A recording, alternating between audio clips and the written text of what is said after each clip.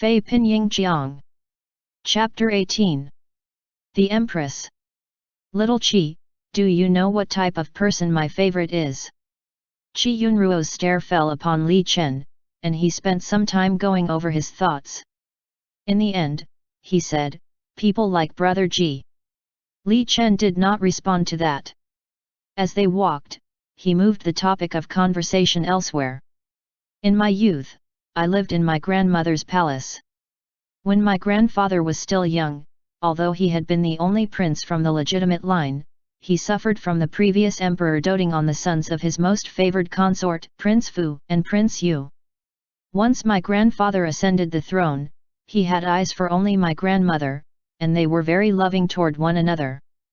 However, because his brothers and the other imperial concubines had poisoned him in the past, my grandfather's body was full of illness. When my imperial father was only 8 years old, my grandfather left the world. I've also heard before that Emperor Mingzong and Her Majesty, the Empress Dowager, shared a deep love, said Qi Yunruo. My grandfather and grandmother shared a harmonious marriage. That much is true. Never had they lied to one another. Furthermore, my grandfather never hid from my grandmother the matters of the court. For this reason, grandmother dared to support imperial father later on.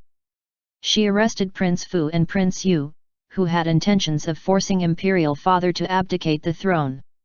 She assisted imperial father, acted as his backing, until he came of age and could take over the reins of government. Whenever my grandmother spoke about grandfather in my presence, her face would light up.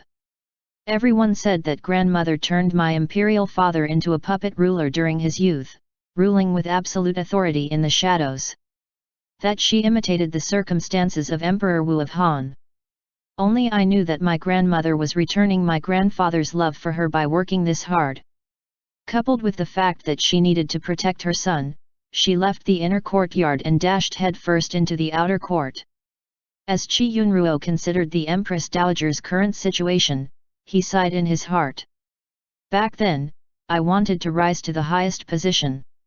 It was the most magnificent thing, but it was also the loneliest thing. But my grandfather was fortunate. He met grandmother.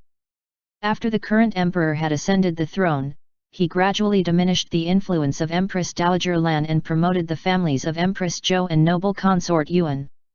Seeing the situation, the Lan clan retreated by themselves. The Zhou and Yuan family were kept at the same rank. And the current emperor became the person above all. It was lonely at the top. Qi Yunruo gazed dazedly at Li Chen's towering figure. All of a sudden, a feeling he couldn't quite put into words swallowed him whole. He realized that standing in front of him wasn't a gentle prince but an ambitious contender to the throne. His heart felt a faint brush of loneliness. On the first day of the Lunar New Year, Qi Nikan entered labor. Li Chen was at the imperial palace and had not yet returned. Qi Yunruo stood in Qi Nikan's courtyard, a fur scarf wrapped generously around his neck. He stared at the direction of Qi Nikan's main chamber. Li Yubai and the others were busy like no tomorrow. The prince estate had long since sent a messenger to Count Xiang's estate. Although normally, a daughter's paternal family would not visit the daughter's new household on the first day of the Lunar New Year, the situation was an exception. Their daughter was about to give birth. Countess Xiang couldn't help but worry, and even called Qi Yunshan, who had been studying, to come along. Not wanting to be in the same place as the countess, Qi Yunruo had waited outside in the courtyard of his sister's residence. For some reason, Qi Yunshan also did not stay inside. They could still hear Qi Nikan's screams, however. As Qi Yunruo stood there expressionless, his brother paced back and forth, his gaze never straying from the main chamber. A while later, it seemed Qi Yunshan wanted to talk to someone, if only to ease his own concerns. He said to Qi Yunruo, "Are you not worried?" Qi Yunruo glanced at him. "I've asked the older female servants and they said all births occur in such a fashion. The physicians are on standby. The princess consort will be fine." But Qi Yunshan continued to pace in a worried manner. Qi Yunruo stopped himself from looking his way, finding him too annoying to the eye. Although Qi Nikan's first time giving birth wasn't difficult, it couldn't be considered smooth either. Her labor contractions had started after Li Chen left for morning court and lasted until the afternoon. Yet her cervix had yet to dilate. Qi Yunchen had no appetite. The countess could only drink a bowl of light porridge. On the other hand, Qi Yunruo returned to Lakeside View House to eat lunch, before slowly making his way back to Winter Plum Courtyard. He watched with cold eyes as Qi Yunchen struggled to sit properly. As it was the first day of the Lunar New Year, once Li Chen had arrived at the Imperial Palace, he and the other princes and members of the Imperial clan followed the Emperor and Empress to the Palace of Merciful Peace, paying respects to the Empress Dowager outside. After that, they made their way to the Ancestral Hall to pay respects. When it came time for the noon meal, Li Chen had yet to receive news of the princess consort going into labor. Thus, he felt slightly worried about the late delivery. Li Chen stared distractedly at the dancers and shows at the New Year celebratory event. His heart was not into it. After the scheduled entertainment, the Empress called him over to her palace for a chat. As she looked at him, she smiled. "Are you worried about the princess consort?" He returned the smile. "Imperial Mother is laughing at me. Sun official is just a little concerned because it will be Miss Qi first birth." The Empress said, "That Miss Qi is fortunate. There will be no issues with this birth." Sun official thanks Imperial Mother for the auspicious remarks. Before the fourth Imperial Prince had permission to enter, he rushed inside and completed the full ceremony of paying respects to the Empress. Then he turned to Li Chen, a smile on his lips. "So second brother was here." The Empress gestured for the fourth Imperial Prince to approach. Displeased, she said, "Why are you still unable to keep calm? This palace believes that your Imperial father will bestow you the title of Yang once you have reached of age. To tell you to be steady and not be so childish." Before the start of the new year, the fourth Imperial Prince had already turned 15 years old. However, everyone could clearly tell that the Emperor wanted to wait until they received good news from the battlefield before bestowing this prince a title. "Imperial father helped me find an estate that is close to second brother's," said the fourth Imperial Prince. "In the future, I will visit often. May second brother not find it a bother." The Empress knocked on the fourth Imperial Prince's forehead playfully. "Before you have even received your own estate, you already think you will be annoying." Li Chen watched this scene, his expression neutral. A slight smile graced his lips. "You and I are full-blooded brothers. Of course I won't find you a bother." After that, they exchanged a few more words before a low-ranking eunuch entered the room and kowtowed before them. "Reporting to your Majesty the Empress, the Emperor has summoned His Highness, Prince Chun." The Empress sent Li Chen off while smiling. "There will probably be some good news." After Li Chen left, the fourth Imperial Prince stayed by the Empress' side. A servant curtsied before entering the chamber. "By the Empress' ear," they said, "Princess Consort Chun gave birth to a daughter 1 hour ago." The Empress smiled once more, albeit emotionlessly. The fourth Imperial Prince stood behind her as he massaged her shoulders. He lightly said, "Second brother surely is fortunate." The Empress patted his hand. "Tomorrow the noble personages and important officials will enter the Imperial Palace. This palace will help you carefully examine what kind of person Miss Su is. Currently, Marquis Wooding's position is not as high as that of Count Xiang. It cannot compare now," the Empress said in a calm manner, "but that does not mean it will remain so in the future. The current emperor was the prior emperor's only legitimate son. The current emperor's closest uncles and their households had been reduced to civilian status. As such, there were only distant members of the imperial line left. The closest relative of the imperial line's side branch was Prince Li. Back then, Li Chen's great-grandfather did not favor him, nor did Prince Li have ambition. Nowadays, he supervised the Zhongzheng Temple. Of those members of the imperial clan that still remained were the prince consorts of the princesses and the noble relatives with titles that decreased in power every generation, such as Marquis Jing Chuan, Li Su. His ancestors settled in Jiangnan. In the past, the head of the household was a first-ranked prince. Now they were a marquis household. Perhaps Jiangnan truly was a place that supported people well, for Li Su was full and round. His first two sons were like as Li Yu had described, round as pearls and smooth like jade. When the whole family gathered, Li Yu looked like he had been adopted. Li Yu did not know that his father would personally arrive at the capital. His face showcased his awkwardness. Li Su was extremely fat and did not throw a fuss at him. Rather, his brothers surrounded him and blasted him with questions, mostly about the circumstances in the capital. Marquis Jing Chuan was wealthy. They had a mansion in the capital. But Li Yu was unwilling to move there, preferring to stay at Prince Chun's estate. Li Su always used to nag him about it until his ears rang. This time, whether it was because his father was annoyed at him, Li Su did not ask Li Yu to stay at their mansion. Once Li Chen arrived at the emperor's main chamber, the emperor directly gestured him over. He flashed Li Chen a smile. Previously, the people from your estate had reported that we received an additional granddaughter. The people around Li Chen all congratulated him. The only imperial granddaughters came from Prince Chun's estate. Prince Jing said, "Second brother is fortunate. I only have 2 naughty sons." Li Chen smiled. "Elder brother is still young. There will still be a chance for more children." One hand tugging his beard softly, the emperor broke into another smile. This child was born on the first day of the Lunar New Year.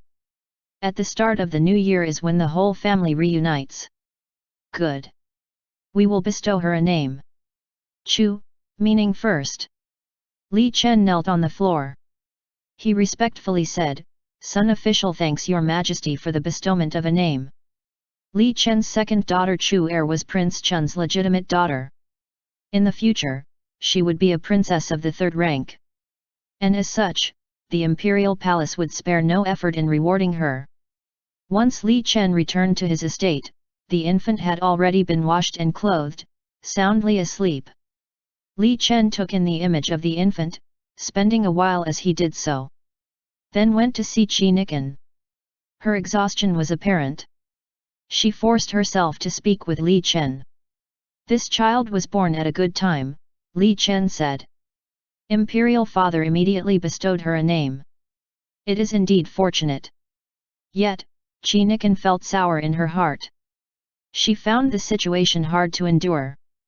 She forced a smile. "This concubine thanks His Majesty for his grace. Go and rest. There's no need to waste energy mulling over the possibilities." Li Chen helped pull the covers over her body and instructed people to take care of her. Before he left, he said, "The princess consort should not think too much." Shock crashed into Qi Nikan's form, hard and forceful like a tidal wave. Even after Li Chen had left, she continued to hold in her unwillingness in accepting her situation, biting her lips until nearly drawing blood. Why was it a daughter? How could it have been a daughter? The earliest she could give birth to another child was 1.5 years from now. But the prince's eldest son would be 4 to 5 years old by then. And there was also Consort Wei, if she gave birth to a son. Originally Qi Nikan had thought she was superior to Princess Consort Jing, Miss Shi. But now, she no longer felt this way. Only after giving birth to a son could one be considered superior. Thinking about how Consort Ji and Consort Wei would come congratulate her tomorrow, Qi Nikan felt a headache grow. Qi Yunruo's management of the estate had come to an end. The servants in Lakeside View House were downcast. Those who supervised the servants in the estate had a good eye on people. Whoever managed the estate would be treated well. However, their master of Lakeside View House was not considered a true master. Even the people who serviced him had low status. In the future, who would put him in their eyes? That said, Qi Yunruo acted as if he were ignorant of this fact. Even though he had to return the stewardship, he seriously looked after the accounts so that there would be no mistakes. On the third day after the child's birth, the day of cleanse, the estate received a lot of gifts. Chi Yunruo spent every day recording the gifts sent for the second young miss of the household, and the tonics and medicines meant for Chi Nikan. Because of the war, Li Chen chose not to rest. He went to the Ministry of Revenue every day, returning home with a frown each time. The people who attended by his side, such as Su Ji and Feng Yuan, remained silent. Once, when Chi Yunruo had went to look for Feng Yuan, he saw that the other's face was dark to the point of frightening. Eye bright with curiosity, he asked, in the past when His Highness was angry, was he like this? Sometimes, His Highness would go find young Master Ji Huan for a chat, Feng Yuan softly said. To which Chi Yunruo smiled yet did not speak. In March, the imperial examinations would begin. I wonder if Brother Ji has prepared enough for it. 1 month after Prince Chun's legitimate daughter, young Miss Chu, was born, news struck the capital. Due to General Sida's recalcitrance, General Situ Su had perished on the battlefield. The battle at the border had been lost. The emperor was furious after reading the report. Situ Su brought 100,000 troops to support Sida's 120,000 troops. The two did not get along from the start. Although Situ Su had an imperial edict, Sita had been stationed at the border for many years. For the past few months, they could not agree with one another on many matters. Then Situ Su decided to attack the Qiang people. But Sita felt it wasn't a good idea. Therefore, Situ Su went to lead his troops to battle on his own, lost tens of thousands of men and steeds, and lost his own life. Situ Su had attacked rashly, but Sita was late in providing support. If it weren't for the fact that it would be inappropriate to replace the general in charge of the border battle, the emperor would have recalled Sita for punishment. Count Xiang, Qi Suxiao, and General Huai, Zhao Weidu, both asked for permission to lead troops to battle. However, the emperor hesitated. He could not make a decision at the moment. Meanwhile Chi Yunruo had just arrived at Winter Plum Courtyard to return the stewardship to Chi Nikan. As Chi Yunruo spoke, Chi Nikan listened. They did not express their emotions at the slightest. It must have been hard on third brother to work so diligently for the estate for so long. Thank goodness you were here, or else I would not have felt relieved. Chi Yunruo placed down the ledgers and the detailed catalogue of the gifts received and sent by the estate, the notes of things he learned along the way, and the instances of reward and punishment in the estate these past few months. Everything was recorded clearly and with ample detail. Even Chi Nikan couldn't help but praise him after reading it. However, she mocked him in her heart. Why did he work so seriously? He wasn't even a master of the estate. After offending so many people, who would remember the good things he had done? After Chi Nikan took back the stewardship, the first thing she did was to reward everyone handsomely. From the concubines, the supervisors of the servants, to the servants, everyone received something. All at once, everyone praised her. That compared to the princess consort, Consort Ji had been cheap and frugal. Moreover, that the previous steward, Chi Yunruo, was rigorous and demanding. He himself was already impoverished. What could he even use to reward others? The people in the forecourt, especially those of Ink Lotus Courtyard, also received rewards from Chi Nikan. In fact, Suji and the others were summoned to her residence so she could personally reward them. You few attend to His Highness, said Chi Nikan. Compared to others, you've worked harder. These past few months must have been tough for you. Suji smiled. We do not dare accept your highness, the princess consort's praise. We are originally slaves. To service the master is our duty. It is not something we should be rewarded for. Eunuch Suji is too modest. Suji's heart was not so easily swayed. He refused the reward many times before finally receiving Chi Nikan's 8 gold ingots and a jade medallion. Naturally, Lakeside View House's servants were not dragged down by others. Chi Yunruo sat at a desk, fingers brushing along the bracelet Qi Nikan had rewarded him, not a word escaping his lips. It was made of silver, gourd vines engraved into its surface, representing good fortune and wealth. It came in a brocade box and Nanny Song had personally delivered it. The bracelet was identical to the one given to concubine Ying. Nanny Song smiled. As Nanny Song made to leave, she paused in her steps. Then slowly, she said, "Unlike some people, that concubine Ying still has a rank." The door shut behind her. Qi Yunruo carefully placed the bracelet back into its box. He left the house. Stared at the lake's surface. The ice was melting.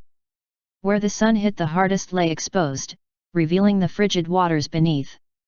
Qi Yunruo gazed in the direction in which the lake water spread, following it, until it could no longer be seen. End chapter. Fpyq Jiang. Chapter 19. The Human Market. Despite giving birth to a daughter, Qi Nikan still expended all her mental and physical efforts on her firstborn child. Now that tertiary consort Li's daughter, Yan Er, was a little over a year old, she was learning how to speak. Qi Nikan moved her to the two-house suite used by Qi Yunruo in the past, with 2 proper older female servants added to the staff. Her own child, Chu Er, lived in a chamber to the side of her own. The newborn had 2 designated nursemaids, surnamed Wang and Song. Both were people Qi Nikan trusted. As Chu Er grew older, more and more people would be required to attend to her.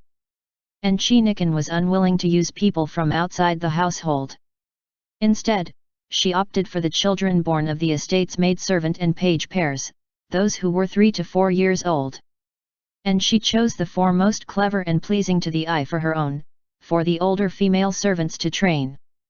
That said, Qi Nikan did not, for the sake of taking care of her daughter, neglect Yan Er. In fact, she added more people to attend to Jing Er and Yan Er as well. Afterwards, it struck her that there existed a shortage of servants in the household. In the 6 years Li Chen have had his own estate, other than the servants who had followed him from the imperial palace, there were people that the Ministry of Ceremonies had sent and people that Suji had purchased from the outside. The servants were separated into 3 groups, and the members of these groups were divided by status. The first group held actual ranks and were the smallest in number. The second group took up the majority. The third group was designated for hard labor. It consisted of low-ranking servant girls, such as Xiao Shan and Xiao Ju, who had been appointed to Qi Yunruo in the beginning. After Qi Nikan brought up this issue to Li Chen, the latter smiled. The princess consort needs not worry about this. Just have Suji take care of it. His words caused her slight confusion. She knew not why Li Chen had put his hand into this matter. However, neither could she ask him for an explanation. A smile blooming on her lips, Qi Nikan said, with eunuch Suji around, this concubine will feel at ease. A few days later, as Qi Yunruo practiced calligraphy in his residence, a knock sounded at the door to his main chamber. He lifted his head and caught sight of eunuch Feng Yuan. "Follow me, little Qi." Qi Yunruo set the brush down, eyes flashing with curiosity. "What is it?" In a mysterious manner, Feng Yuan said, "I'm taking you out to play." Qi Yunruo sat there, shocked. By the time he snapped out of it, Feng Yuan had already turned to Lulan. "Help your master into inconspicuous clothes and make sure he has some pocket money." Feng Yuan was a person belonging to Ink Lotus Courtyard. As such, Lulan did not feel concerned. Yet, as she led Qi Yunruo away to change clothes, Li Yisuo asked, "Why did eunuch Feng Yuan look for our young master?" Feng Yuan sat down, taking a sip of tea. "Anyway, it's not something that will harm him." Shortly after, Qi Yunruo returned fully dressed in robes a shade of sapphire. One look, and it was apparent they weren't new. Feng Yuan nodded. "Not bad. Now come with me." Following Feng Yuan outside, Qi Yunruo asked, "Where are we going?"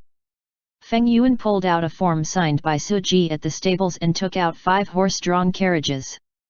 He shared one with Qi Yunruo, leaving the estate through the side doors. The 5 carriages were driven by guards dressed in the manner of servants. As they rode, Feng Yuan pointed to each of the drivers. These are the guards from His Highness' residence. The one closest to us is surnamed Lu. The one second closest to us is surnamed Feng. Once they had entered the main road, Qi Yunruo lifted the window flap to peer outside. And he found the sight interesting to say so the least. The other day, I heard His Highness mention to eunuch Suji that he was afraid you would be bored at home. And that he wanted to find something interesting for you to do, said Feng Yuan. Today I happened to have an errand to run outside and then thought about you. What's more interesting than going outside? Realization struck Qi Yunruo, on his face a peculiar expression. Feng Yuan smiled. Too bad I don't have much money. You'll have to use your own silver to buy what catches your eye. Qi Yunruo nodded. He didn't know the destination Feng Yuan was set on, but the carriage traveled for a long period. His eyes started to grow heavy as he got tired. He did not know how long they had been riding when Feng Yuan finally said, "We're here." Qi Yunruo jolted awake. Outside the carriage, cacophony abounded. Were they at a market? Once he hopped off the horse-drawn carriage, his heart thrashed against his chest. He looked all around before shifting his gaze back to Feng Yuan. There was a peculiar look on Feng Yuan's face. "We're not here to sell you, so why do you look like that?" Feng Yuan was dressed like a steward of a wealthy household. He walked through crowds of people. Every time he passed by a human broker, they would try to pull him over with pleasant-sounding words, dragging the people for sale close to let him see. Qi Yunruo followed him, his head lowered. What lay on his mind was anyone's guess. A while later he caught up with Feng Yuan.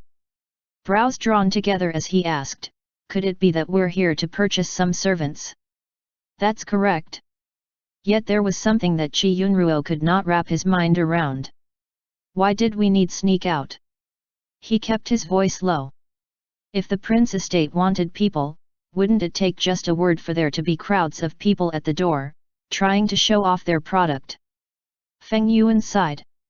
There's a reason for this. Qi Yunruo reluctantly trailed after him. As he did, he felt as if there were people eyeing him, their stares were full of ill intentions.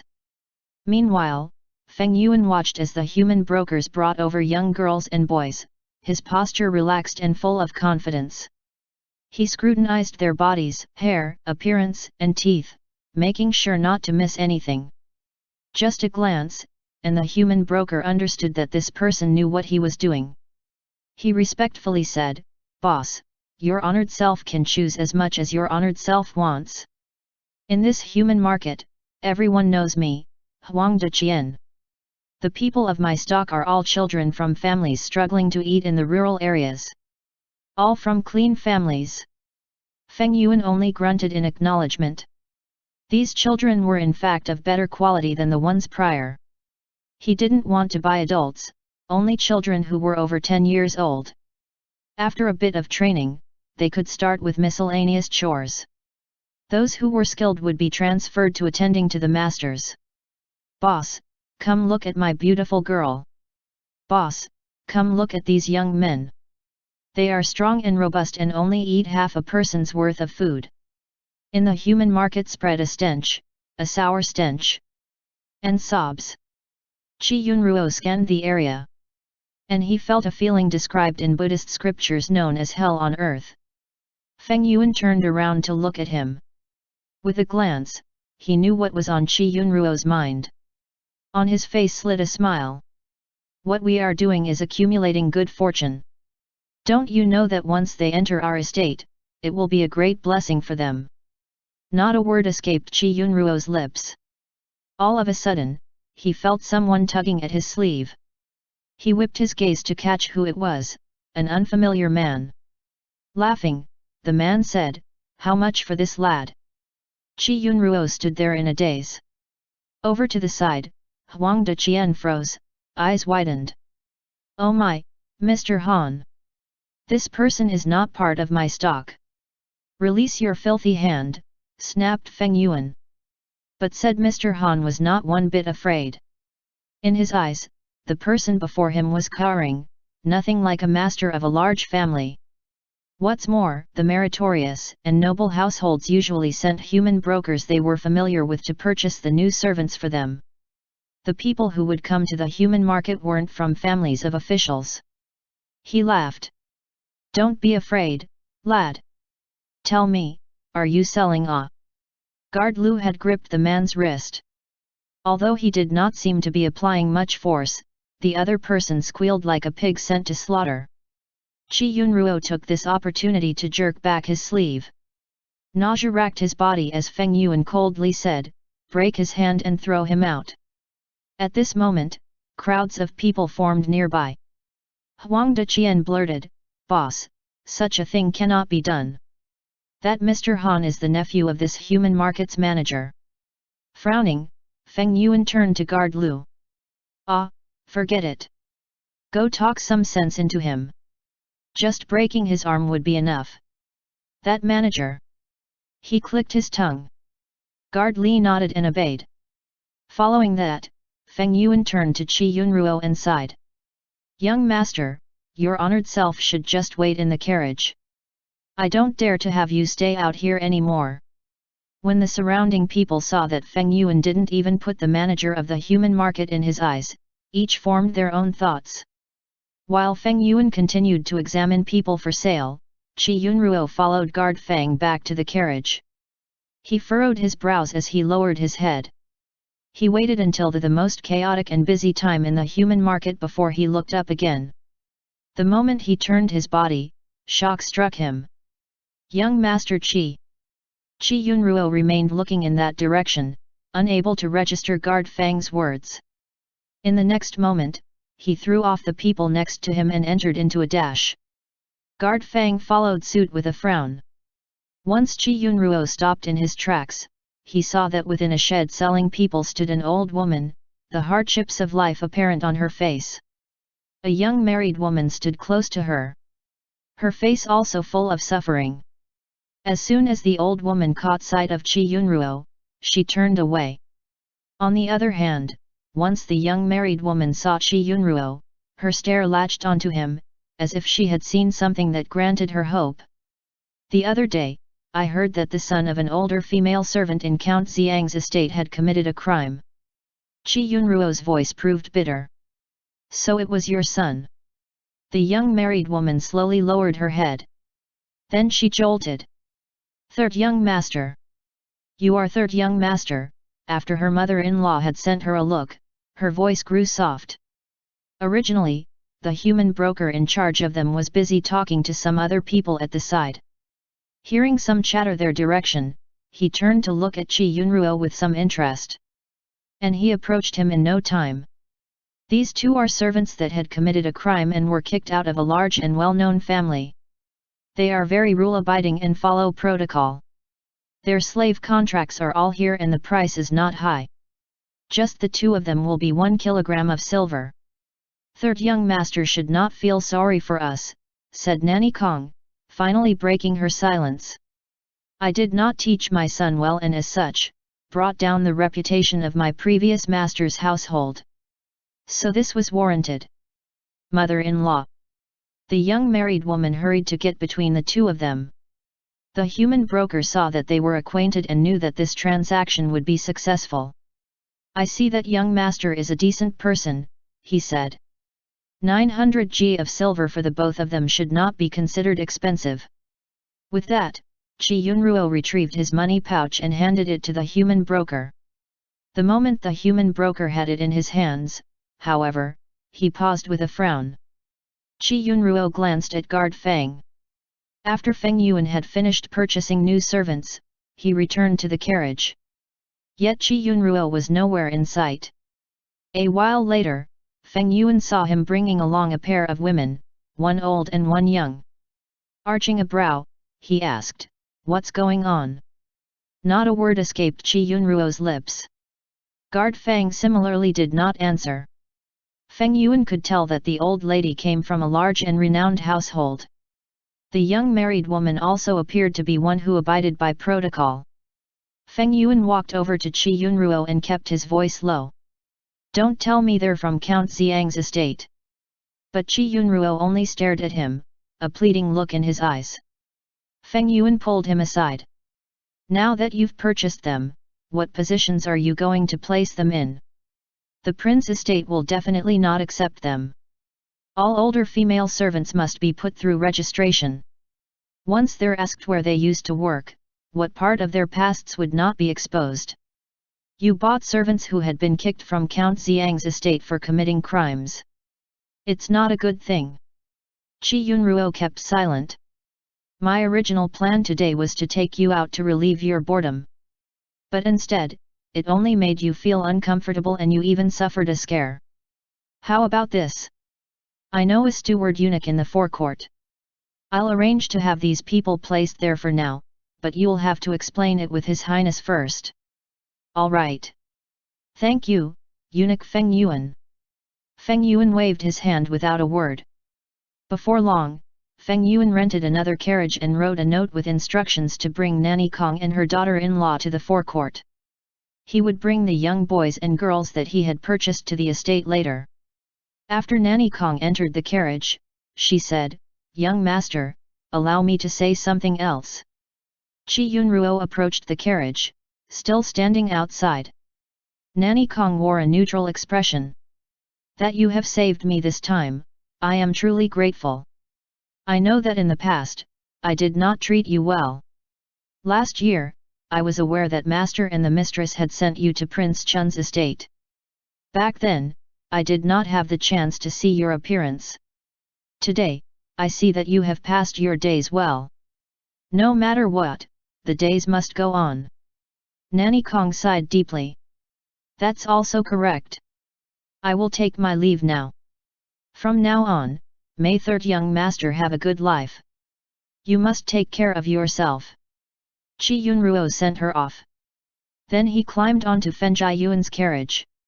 In total, Feng Yuan had purchased 16 people. They were occupying the carriages at the back.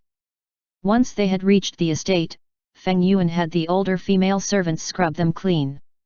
Afterward, they gave the new arrivals the second-hand clothes of the household servants' children.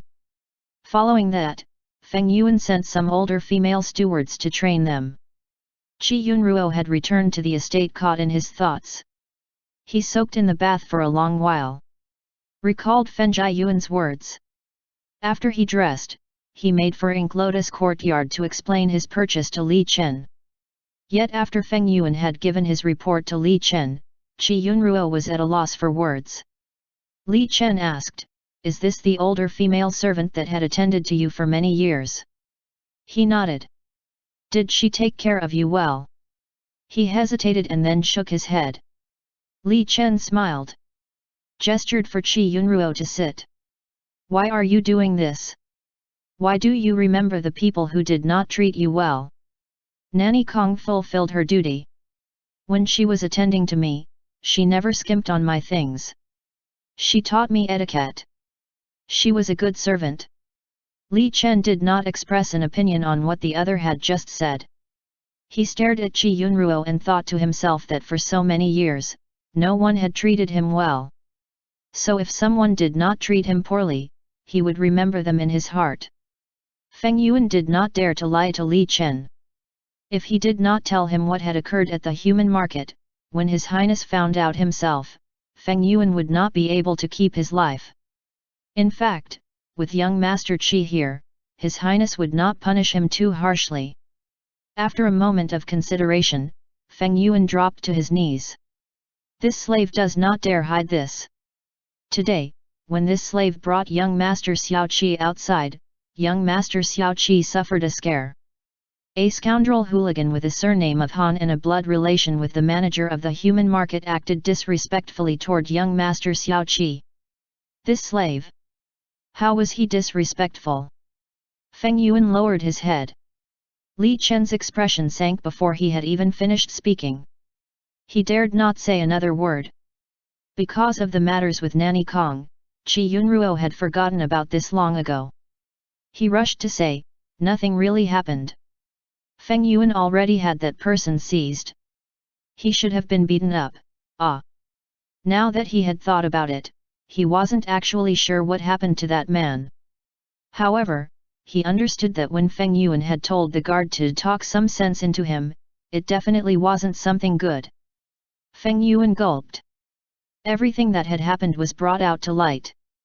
Meanwhile, Qi Yunruo felt that the temperature in the room had considerably went down. He did not utter another word. In the end, Li Chen said, "Get out and have someone give you 20 strikes of the rod."